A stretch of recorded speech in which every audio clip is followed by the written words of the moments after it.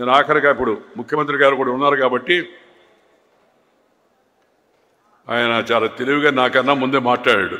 మాట కూడా చెప్పాడు, తెలుగు కేంద్రం ఇక్కడ పెడితే రామారావు గారి విగ్రహం పెద్ద తప్పనిసరిగా నేను మన ఫోన్లో కూడా చెప్పాను, తెలుగు భాషకు ప్రాధాన్యత ఉండాలా. ప్రాచీన తెలుగు అధ్యయన కేంద్రం మైసూరులో ఉంటే నేను ఆ రోజు దాన్ని అక్కడి నుంచి తీసుకొచ్చి మైసూరులో ఉండవేంది తెలుగు అధ్యయన కేంద్రం అని ఆంధ్రప్రదేశ్లో ఉండాలని తాత్కాలికంగా ఎవరు ముందుకు రాలేదు కాబట్టి నెల్లూరులో మా అమ్మాయి స్వర్ణ భారత ట్రస్ట్లో భవనం ఇచ్చి దాన్ని తాత్కాలికంగా అక్కడ ఏర్పాటు చేశాం.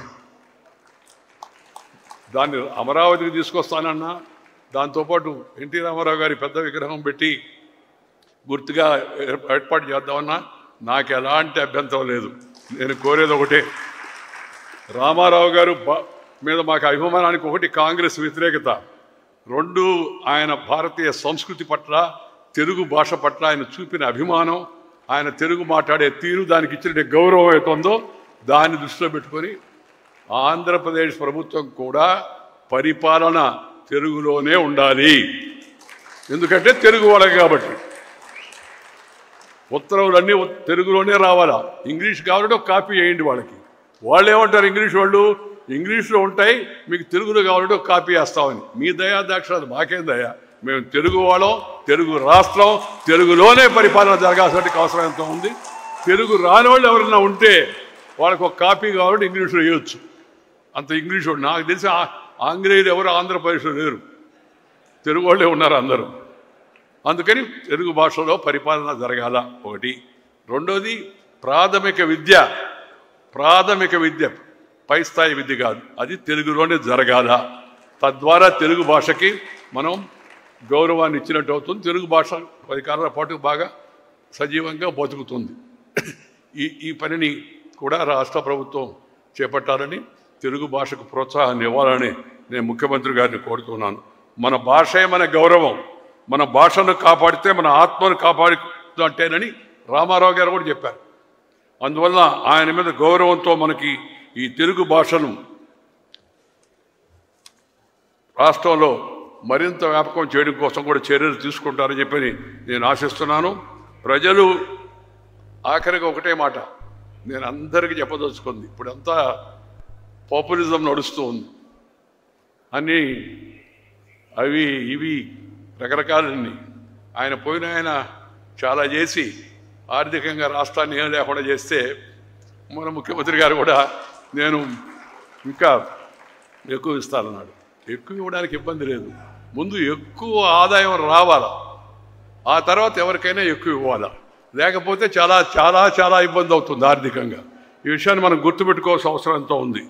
మనం ప్రజలు ఎవరు దయా దాక్షిణ్యాల మీద ఆధారపడకుండా పేదరికాన్ని తొలగించాలనేది అటు వాజ్పేయి గారి దగ్గర నుంచి ఇప్పుడు మోడీ గారి పట్టుదల అదే, అలాగే ఇక్కడ ఎన్టీ రామారావు గారి దగ్గర నుంచి చంద్రబాబు నాయుడు గారి పట్టుదల అదే.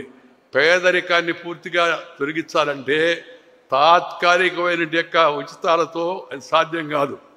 ఆకలిగా ఉన్న పేదవాడికి అన్నం పెట్టాలా, తప్పనిసరిగా ఆకలిగా ఉన్న పేదవాడికి అన్నం పెట్టాలా, అది ప్రభుత్వం చేయాలి.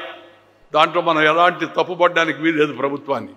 కానీ దానితో పాటు వాళ్ళ పిల్లలు భవిష్యత్తులో సొంత కాళ్ళపై నిలబడేందుకు వాళ్ళకి తగిన శిక్షణ ఇచ్చి, ఇప్పుడు ఏదైతే మన స్కిల్ డెవలప్మెంట్ ఉన్నామే, తద్వారా ఆత్మవిశ్వాసాన్ని పెంచి వాళ్ళ కాళ్ళపై వాళ్ళు నిలబడేట్టుగా చేయడం అవుతుందో అన్నిటికన్నా ఉత్తమమైన కార్యక్రమం పేదరిక నిర్మూలనకు అది మంచి బలమిస్తుంది. ఉపాధికి తగిన శిక్షణ ఇవ్వకుండా ఉచితాలు ఇచ్చినంత మాత్రాన పేదల బలోపేతం గారు. దయచేసి అది గుర్తుపెట్టుకోవాలి అందరూ కూడా. ఈ ప్రభుత్వానికి అన్ని ప్రభుత్వాలు పోటీ పడుతూ ఉన్నాయి ఆ విషయంలో. సర్వశక్తి సంపన్నమైన భారత నిర్మాణంలో యువత పాత్ర కీలకం. యువత జనాభా ఎక్కువగా ఉండడం కూడా భారత్ కలిసి వచ్చే విషయం. ఆ మధ్య ముఖ్యమంత్రి గారు ఒక మాట చెప్పారు, మనం జనాభా తగ్గుతుంది, ఆ వృద్ధి రేటు కూడా అని.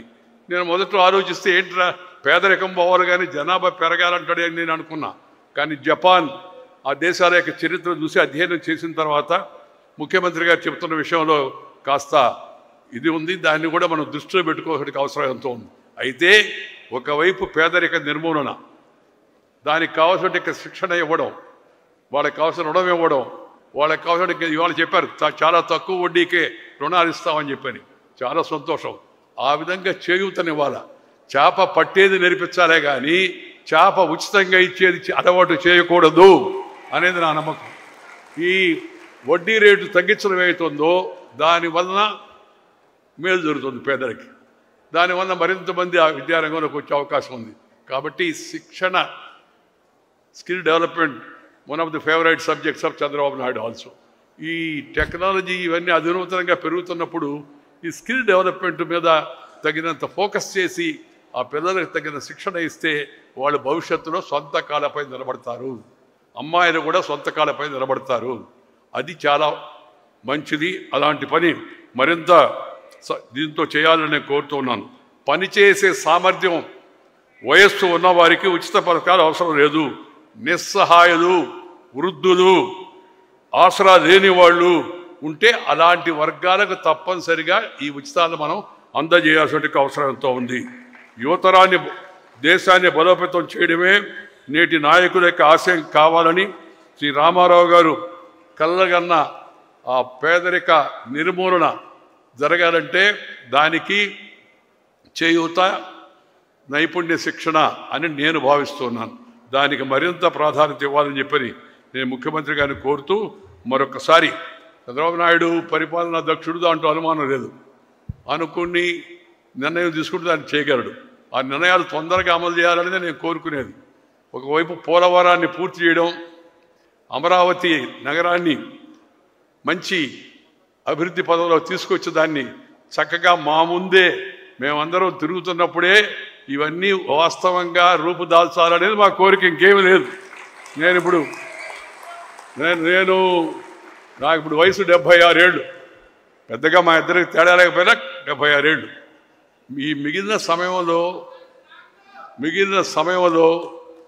ఈ అమరావతి అభివృద్ధి చెందడం, పోలవరం పూర్తయి ఆ నీరు మిగతా ప్రాంతాలకు, రాయలసీమకు కూడా పారే విధంగా చూడడం ఏతుందో ఇవి చూస్తే మనసుకు ఎంతో సంతోషం కలుగుతుంది. ఎందుకంటే నేను రాజకీయాల్లో లేను, పోటీ చేయను, పదవుల్లోకి ఇంకా రాను. ఎందుకంటే దేశంలో 2వ అత్యున్నత రాజ్యాంగ పదవి అలంకరించిన తర్వాత ఇంకే పదవిలోకి పోతాం మళ్ళా. అలాంటి ఆలోచన కూడా నాకు లేదు. నన్ను అయినా ఆ మధ్య ఎవరు అడిగారు, ఏం సార్ మీరు ఇటు తిరుగుతున్నారు, ఏమైనా ఉందా మళ్ళా అని. ఏం లేదయ్యా, జనానికి నా అభిప్రాయాలు చెప్పాలా, యువతకు నా అభిప్రాయాలు చెప్పాలా. పదవి విరమణ చేశానే కానీ పెదవి విరమణ చేయలేదు. అందుకని తిరిగి యువతలో మంచి ఉత్సాహాన్ని కలిగించేందుకు, నాకున్న అనుభవాన్ని వాళ్ళతో పంచుకునేందుకు, తద్వారా వాళ్ళని అభివృద్ధిలో పెంచుకునేందుకు ఆ ప్రయత్నం చేస్తున్నాను కానీ తప్పితే మరొక రాజకీయ కారణం లేదన్నాను. కాబట్టి ముఖ్యమంత్రి గారు ఆ విషయంలో శ్రద్ధ తీసుకొని వాటికి 2కి ప్రయారిటీ ఇచ్చి త్వరగా వాటిని పూర్తి చేయించాలని, త్వరగా అంటే రాత్రి కావు కదా, తగిన సమయంలో. దాంతోపాటు తెలుగు భాషకు ప్రాధాన్యత ఇచ్చి తెలుగు మాధ్యమాన్ని మరింత గుర్తింపుగా తీసుకొచ్చి ఇంగ్లీష్ నేర్పించాలి, తప్పేమీ లేదు. ఇంగ్లీష్ ఎవరొద్దన్నారు? నేను ఎప్పుడు చెప్తుంటాను, తెలుగు కళ లాంటిది, ఇంగ్లీషు కళ్ళజోడు లాంటిది.